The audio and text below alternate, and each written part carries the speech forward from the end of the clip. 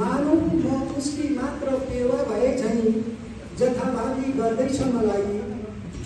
उसले जुवाको आगमा द्रौपदीलाई युधिष्ठिरले हारे झैँ जीवनको खेलमा हार्दैछ मलाई। म पृथ्वी हुँ ऊ मान्छे हो, म पृथ्वी हुँ ऊ मान्छे हो।